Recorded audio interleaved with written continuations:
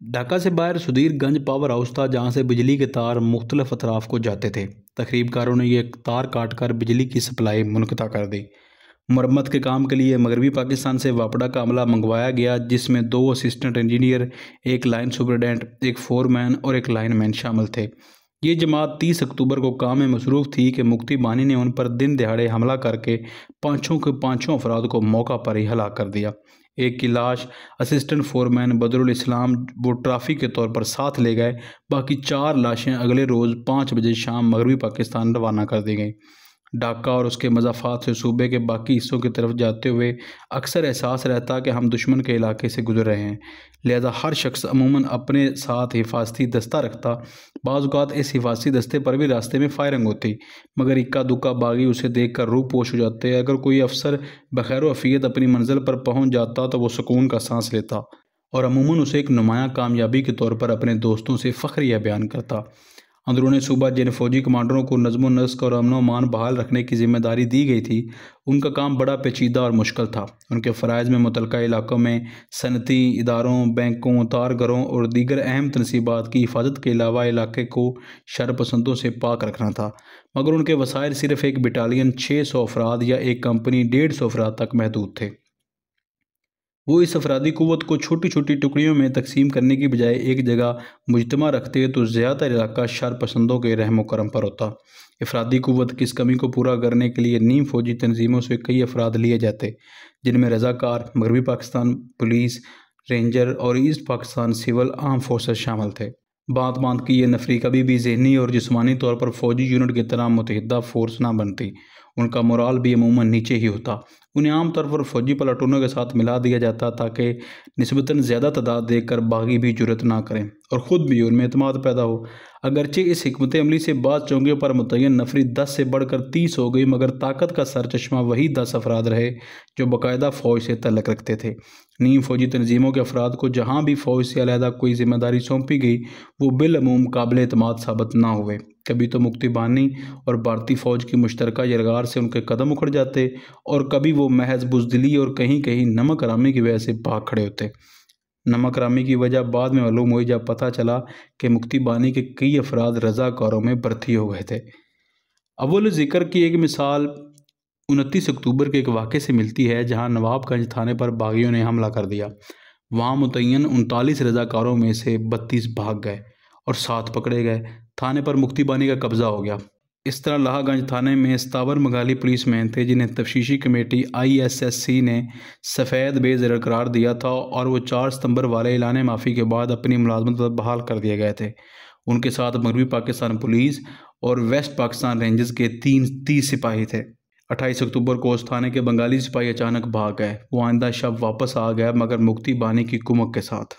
उन्होंने आते ही शब खून मारा और 30 के 30 मगरबी पाकिस्तानी सिपाही शहीद कर दिए।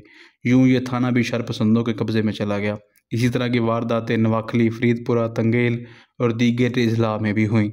सरहदों के करीब मुफ्ती बानी का काम और भी आसान था, क्योंकि वहाँ भारतीय आकाओं की तोपें सरहद से उनकी भरपूर आनत करती थीं और वक्त ज़रूरत भारतीय फ़ौज सरहदों के अंदर भी दाखिल हो जाती थी।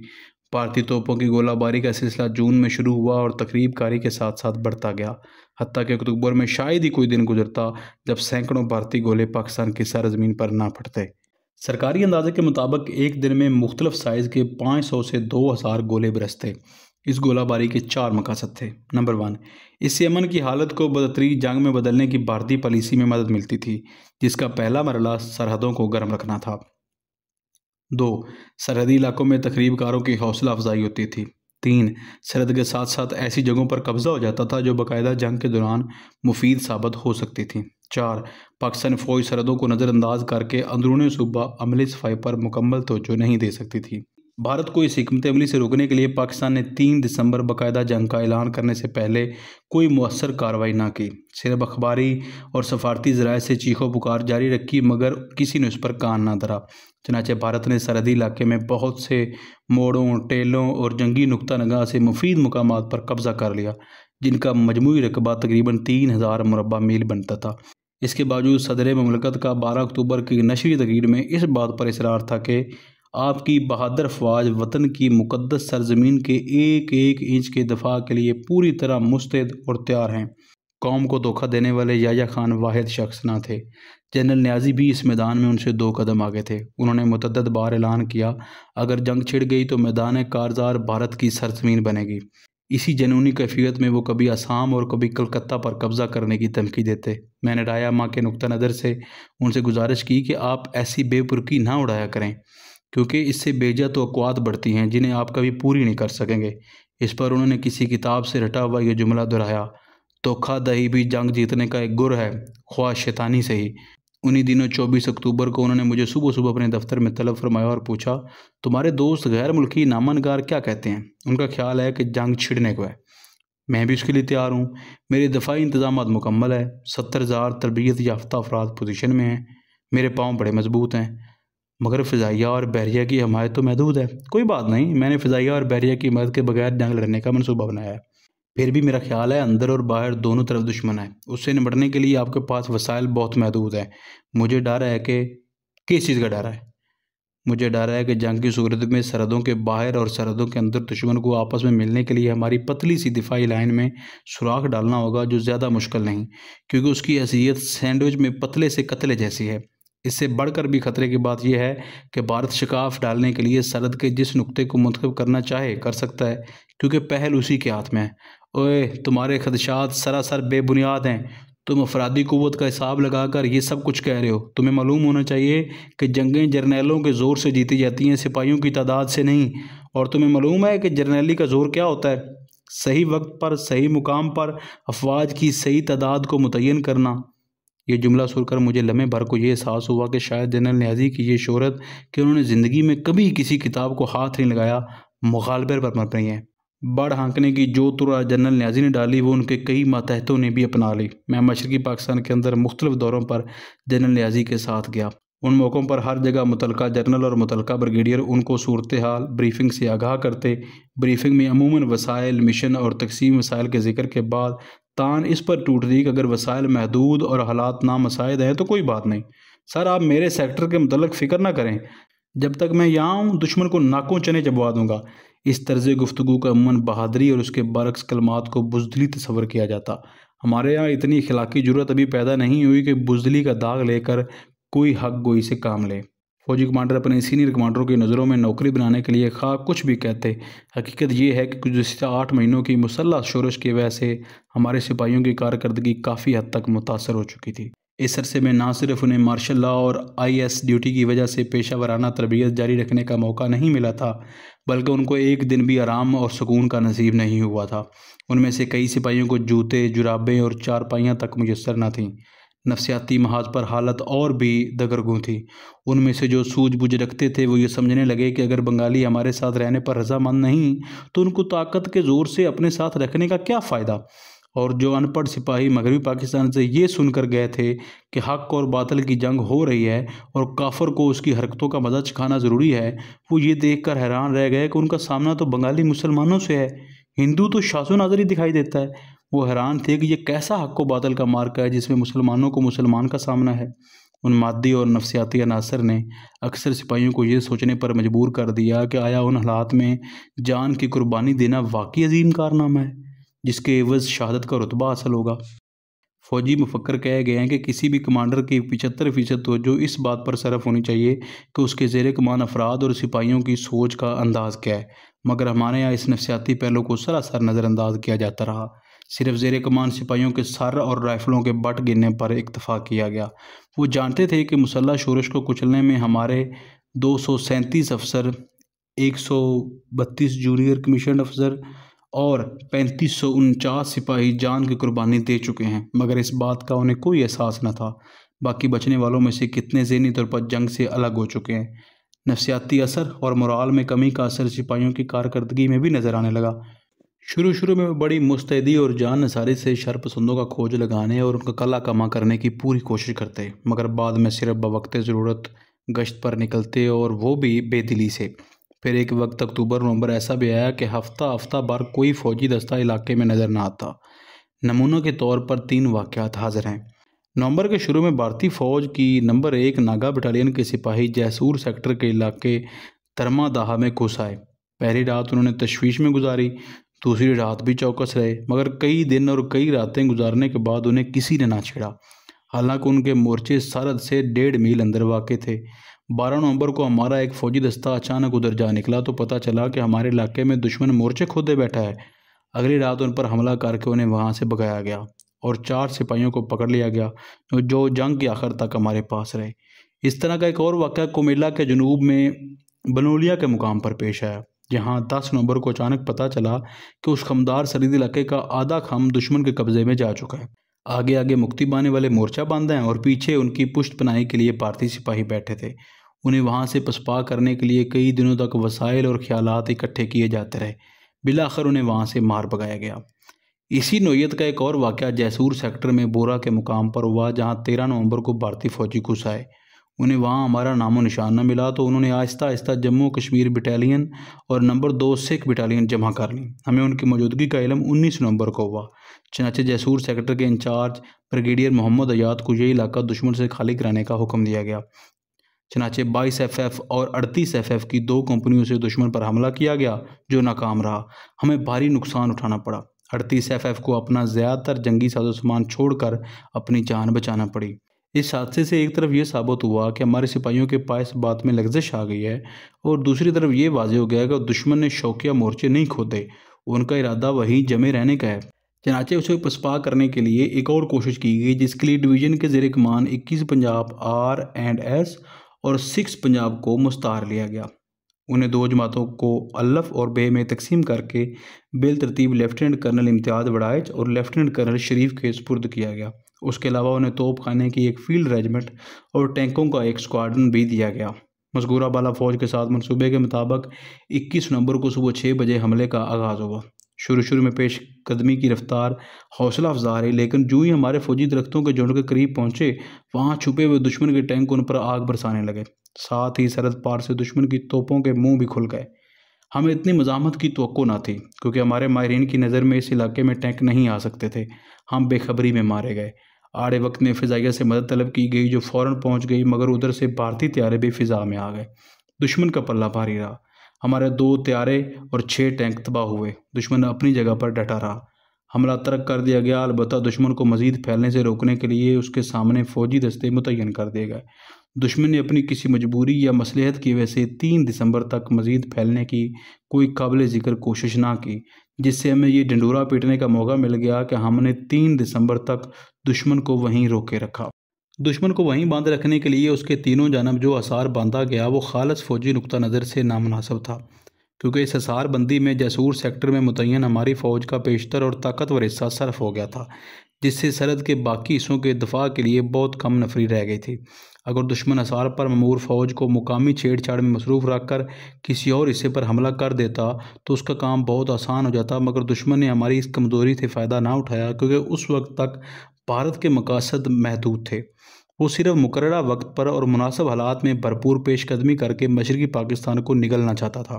वो कबल अज़ वक्त अपने इरादों से पर्दा सरकाना नहीं चाहता था। 21 नवंबर को बोरा के मुकाम पर जो वाक़या पेश आया, उसे जनरल न्याज़ी के हेडक्वार्टर ईस्टर्न कमांड ने बढ़ा चढ़ा कर पेश किया। मैं उन दिनों मगरबी पाकिस्तान में आया हुआ था। मैंने रावलपिंडी में ये खबर सुनी कि दुश्मन ने मिग त्यारों, बख्तरबंद गाड़ियों और तोप खाने की मदद से बोरा जैसूर पर हमला कर दिया है। हालांकि हकीकत ये थी कि दुश्मन एक हफ़्ता पहले से वहाँ मौजूद था और हम उसे पसपा करने की कोशिश भी कर रहे थे, जिसमें हम नाकाम रहे थे।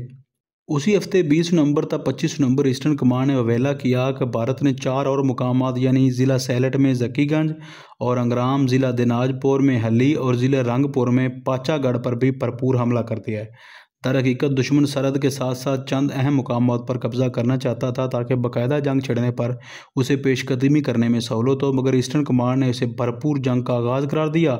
एक तो जैसूर में 38 FF की तरह सैलट और रंगपुर में मुतलका फौजी यूनिटों की पसवाई का जवाब निकल सके, दूसरे GHQ पर वाजे हो जाएगा टाइगर न्याजी कितने दबाव का, किस पामुर्दी से मुकाबला कर रहे हैं। जैसूर, सिलट और रंगपुर सेक्टर में उन झड़पों के बाद जनरल न्याजी वहाँ तशरीफ़ ले गए। मैं भी उनके साथ था। उन्होंने पसपा होने वाली यूनिटों को बुरा भला कहा और ये फैसला सादर फरमाया, आइंदा कोई फ़ौजी दस्ता या पलटन उस वक्त तक पसपा नहीं होगी जब तक उसकी 3/4 नफरी ज़ख्मी या शहीद ना हो जाए। ऐसी सूरत में भी पसपाई GOC की ज़ाती इजाज़त के बगैर नहीं होगी। बाद में उन अहकामात की तौसीक तहरीरी तौर पर भी की गई। जनरल नियाज़ी 22 नवंबर से 2 दिसंबर तक तकरीबन रोज़ाना सरहदी इलाकों के दौरे पर जाते रहे। मुझे याद है 27 नवंबर को वो हली तशरीफ़ ले गए जहाँ गैर मुल्की सहाफ़ियों की एक जमात भी पहुंची हुई थी। ये जमात दर हकीकत सरकारी तौर पर वहाँ भेजी गई थी ताकि भारतीय जारहियत की ताज़ा वारदात देख सकें। चंद रोज़ पहले भारतीय हमले के दौरान दुश्मन का एक टैंक तबाह होकर हिलमारे इलाके में रह गया था। वहीं एक गैर रस्मी अखबारी कॉन्फ्रेंस शुरू हो गई जो तकरीबन आधा घंटा जारी रही। अखबारी कॉन्फ्रेंस के आखिर में एक साफ़ी ने पूछा, आपके ख्याल में भरपूर जंग कब शुरू होगी? जनरल नियाज़ी ने चिकन टिक्के की प्लेट में अपना सर उठाते हुए फरमाया, मेरे लिए भरपूर जंग तो पहले शुरू हो चुकी है। उनके इस जवाब में किसी को एतबार ना आया, क्योंकि सभी जानते थे कि अगर भारत ने फ़िज़ाइया, टैंक और तोपखाने से भरपूर जंग शुरू कर दी होती तो जनरल नियाज़ी 3 प्लेट चिकन टिक्कों के बाद अखबार नवीसों से चुटकुलेबाजी करने के बजाय किसी तय खाने में बैठकर रो रहे होते। साफ़ियों की ये जमात जब तबाहशुदा टैंक देखने रवाना हुई तो जनरल नियाज़ी ने ढाका रवानगी का इरादा किया। उन्हें हरगिज़ खदशा न था कि उनके हेलीकॉप्टर पर कहीं भारतीय जेट ना झपट पड़े। वो हंसते खेलते एक नौजवान खातून साफ़ी को हेलीकॉप्टर में बिठाकर ढाका ले आए, फ्लैग स्टाफ हाउस में उसे रात को खुसूसी इंटरव्यू दे सकें। शिकस्त की तैयारी। अगरचे जनरल नियाज़ी नवंबर के आखिर में अखबार नवीसों से बातें करते हुए दावा कर चुके थे कि वह भारत से भरपूर जंग लड़ रहे हैं, मगर मैदान जंग में उनकी सपा की तंजीम तरतीब से उसकी नफ़ी होती थी। उनके ज़ेर कमान तमाम फ़ौज छोटी छोटी टुकड़ियों में बढ़कर 2700 किलोमीटर सरहदों के साथ साथ बिखरी हुई थी, जो तकरीबकारों, शरपसंदों और सरहदी झड़पों के लिए मौजू हो सकती थी, मगर भरपूर जंग के लिए नहीं, क्योंकि उसके तकाज़े कुछ और थे। ये तकाज़े क्या थे, उनसे अहदा बरा होने के लिए कौन सी दिफाई हिकमत अमली मुनासिब थी, इसका जायज़ा लेने से पहले आइए इस खित्ता ज़मीन पर एक नज़र डालें जिसका दिफा जनरल नियाज़ी के सपुर्द था। मशरक़ी और मगरबी पाकिस्तान के दरमियान कोई 1600 किलोमीटर का फासला था। मशरक़ी बाजू 3 अफराद से भारतीय इलाके में घिरा हुआ था। चौथी तरफ खलीज बंगाल थी जिस पर भारतीय बैरिया का गलबा था और वो बआसानी उसकी नाकाबंदी कर सकती थी।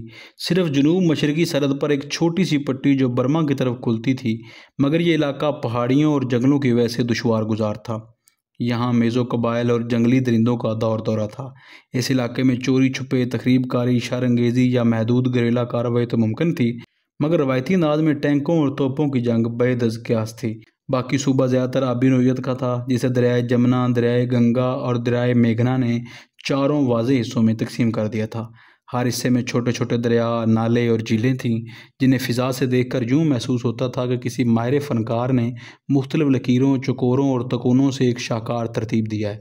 उन दरियाओं और नालों से जो ज़मीन बची थी उसे दरख्तों, फसलों और झाड़ियों ने ढांप रखा था। उसके अलावा मशरक़ी पाकिस्तान में 2 बड़े जंगल थे जो सुंदरबन जैसूर के करीब और माधोपुर तंगेल के करीब वाक़या थे। उनमें से अच्छी खासी फ़ौज पनाह ले सकती थी और असले और एमुनेशन के बड़े ज़खायर बआसानी छुपाए जा सकते थे। मशरक़ी पाकिस्तान में मौसम का मिजाज मतलून था। सर्दियाँ और गर्मियाँ मुख्तसर और बरसात तवील तरीन। बारिशें अमूमन अप्रैल में शुरू होकर अक्टूबर तक जारी रहती, मगर सरकारी लिहाज से मौसम बरसात मई से सितंबर तक शुमार होता था। शायद ही कोई मौसम बरसात गुजरा हो जिसमें सैलाब की यलगार ना होती हो। अमूमन हर साल वसी इलाका ज़ेर आब आ जाता और कश्तियों के अलावा आमदोरफ्त के तमाम ज़राए मफलूज होकर रह जाते। सैलाब उतरने के बाद भी खासी अरसे तक ज़मीन इतनी सीली सीली रहती कि वहाँ फ़ौजी मकासद के लिए वसी पैमाने पर ट्रकों या टैंकों की नकलो हरकत नामुमकिन समझी जाती। ज़मीन की ये दरियादानी और बरसात की यह फरावानी इस बात की निशानदही करती थी कि भारतीय हमले के लिए बेहतरीन महीने दिसंबर से मार्च होंगे। भारत ने हाथ पर हाथ धरे उन महीनों का इंतज़ार करने की बजाय उस अरसे को उसके नुक्ता नज़र से बहुत मुफीद तरीके से गुजारा। उसने एक तरफ हमारी अफवाज को ज़हनी और जिस्मानी तौर पर थका देने के लिए मुक्तिबानी को इस्तेमाल किया और दूसरी तरफ अपनी अस्करी क़ुव्वत को ज़्यादा मुनज़्ज़म और मौसर बनाने पर पूरी तवज्जो दी। आइए एक नज़र भारत की इस अस्करी क़ुव्वत पर भी डालें जिसका हमें मशरक़ी पाकिस्तान में सामना था। भारत की 8 डिवीज़न ताज़ा दम फ़ौज मशरक़ी पाकिस्तान की सरहदों पर सफ़े आरा थी। 2 और डिवीज़न चीन की तरफ मुतय्यन थे, मगर बवक़्ते ज़रूरत उनका रुख भी मशरक़ी पाकिस्तान की तरफ मोड़ा जा सकता था। उन 8 डिवीज़नों में से 2 मगरबी बंगाल में थे ताकि वह हुक्म मिलने पर जैसूर की तरफ पेशकदमी कर सकें। ये 2 कोर के मतहत थे। हमारे शुमाल मगरबी इलाके पर चढ़ाई के लिए 3 डिवीज़न पर मुश्तमिल 33 कोर थी। ऐन शुमाल में 101 कम्युनिकेशन जोन था जो एक लड़ाका डिवीज़न के तौर पर लड़ने की सलाहियत रखता था। उसकी कमान एक मेजर जनरल के सुपुर्द थी। रह गई मशरक़ी सरहद, तो वहाँ भारत के 3 डिवीज़न पड़े थे जिनकी कमान 4 कोर के हवाले थी। हर डिवीज़न के साथ जो टैंक और तोपखाना ज़रूरी होता था वो भी मौजूद था। उसके अलावा भारत के पास रसाले और आर्टिलरी की कई रेजिमेंटें थी, जिनकी तफसील ये है। फील्ड रेजिमेंट, तोपखाना 48 तोपें जो बाद में 60 कर दी गई। बे मीडियम रेजिमेंट तोपखाना 10 तोपें जो बाद में 12 कर दी गई। उन तोपों में रूसी साख्त की 130 मिलीमीटर दाने वाली तोपें भी शामिल थीं जो 30 किलोमीटर तक मार करती थीं। 5 TT-55 tank 1 regiment, PT-76 tank 1 regiment और 2 स्क्वाड्रन, शर्मन टैंक 1 रेजिमेंट। हमारे टैंक रात को इस्तेमाल नहीं हो सकते थे, मगर भारत के अक्सर टैंकों में इंफ्रारेड शीशे नस्ब थे जिसकी मदद से उन्हें तरीके में भी इस्तेमाल किया जा सकता था। इस तरह के बाज़ टैंक पानी में तैरकर रुकावट को अबूर करने की सलाहियत रखते थे।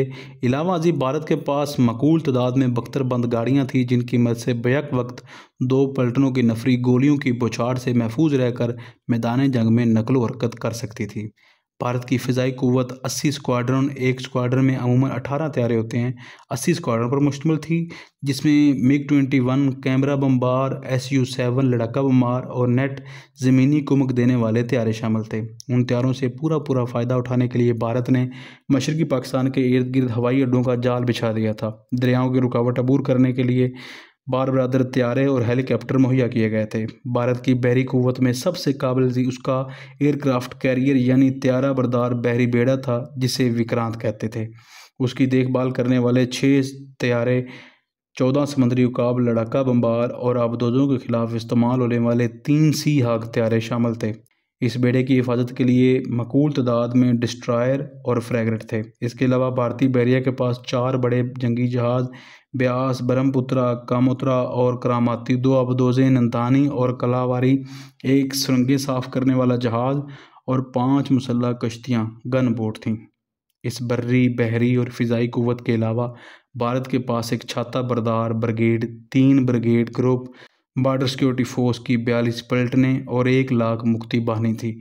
भारतीय क़ुव्वत में मैंने उस बंगाली आबादी का जिक्र नहीं किया जो किसी पलटन या बाहिनी में भर्ती होने की बजाय अपने अपने घरों में थी, मगर उसकी हमदर्दियां भारत और उसके आलाकारों यानी मुक्ति बाहिनी के साथ थीं। ऊपर भारत की सिर्फ उस अस्करी क़ुव्वत का जिक्र किया गया है जो खालिस्तान मशरक़ी पाकिस्तान के महाज पर मुतय्यन थी। उसका मुकाबला करने के लिए पाकिस्तान के पास मशरक़ी पाकिस्तान में सिर्फ 3 इन्फेंट्री डिवीज़न थे जो ज़रूरी साजो सामान से भी पूरी तरह लैस न थे। पाकिस्तान एयरफोर्स का सिर्फ 1 स्क्वाड्रन ढाका में था जिसमें 12 सैबर तैयारे थे। हवाई अड्डा भी एक ही था जिसके ख़राब या तबाह होने की सूरत में सारे जहाज़ बेकार हो सकते थे। ढाका छावनी के शुमाली जानब ज़ेर तमीर अड्डा अभी काबिल इस्तेमाल ना हुआ था, मगर उस आड़े वक्त में मज़ीद तैयारे वहाँ भेज भी दिए जाते तो हवाई अड्डों की कमी के पेश नज़र उनकी अफादियत मशकूक होकर रह जाती। हमारा कुल बहरी सरमाया एक रेयर एडमिरल और 4 मुसल्लह कश्तियों गन बोट पर मुश्तमिल था। ये कश्तियाँ 15-20 साल पहले स्मगलिंग की रोकथाम के लिए खरीदी गई थीं। ये थी हमारी कुल दफाई पूंजी। इसमें इजाफे के लिए रज़ाकारों, मुजाहिदों, स्काउटों और east Pakistan civil arm forces की नई मस्करी नफसरी इकट्ठी की गई जिसकी कुल तादाद 73,000 बनती थी। कहा जाता है कि वसाइल की कमी को जनरल का जहन पूरा कर देता है, मगर इस मैदान में हमारी इज़्ज़त जनरल न्याजी जैसे आदमी के हाथ में थी। बेशक भारत के वसाइल हमसे कई गुना ज़्यादा थे, मगर गौर तलब बात यह थी कि वो उन्हें किस मकसद के लिए इस्तेमाल करना चाहता था। दूसरे लफ्ज़ों में भारत के अज़ाइम क्या थे, अगरचे आज ये सवाल ला यानी मालूम होता है क्योंकि जंग का नतीजा हमारे सामने है, मगर उन दिनों इस सवाल का जवाब इतना वाज़ेह ना था। बहुत से फ़ौजी दिमाग इस टो में बैठे थे कि दुश्मन के इरादों को कबल अज़ वक्त भांप कर दफाई इक़दाम किए जाएँ। उनकी सोचो विचार का निचोड़ ये था कि भारत मशरक़ी पाकिस्तान के एक हिस्से पर कब्ज़ा करना चाहता है ताकि उसे आज़ाद बांग्लादेश का नाम देकर उस पर बंगाली पनाह गुज़ीनों को आबाद कर दे। इस भारतीय मकसद को महवर बनाकर मशरक़ी पाकिस्तान में मौजूद फ़ौज को सारे सूबे ख़ास तौर पर सरहदी इलाकों में बखेर दिया गया ताकि मुक्ति बानी या उसके सरपरस्त किसी काबिल ज़िक्र खिता ज़मीन पर कब्ज़ा ना कर लें। इसमें कोई शक नहीं कि हमारे सिपाहियों ने इंतहाई नामसाइद हालात में भारत को 8 माह तक इस मकसद में कामयाब ना होने दिया। मगर क्या वाकई भारत इसी मकसद के लिए काम कर रहा था? हकीकत यह है कि भारत सारे मशरक़ी पाकिस्तान को हड़प करने के दरपे था और सरहदी इलाके में छोटी छोटी जगहों पर कब्ज़ा करने की भारतीय कोशिश उसके अजीम मंसूबे की पहली कड़ी थी।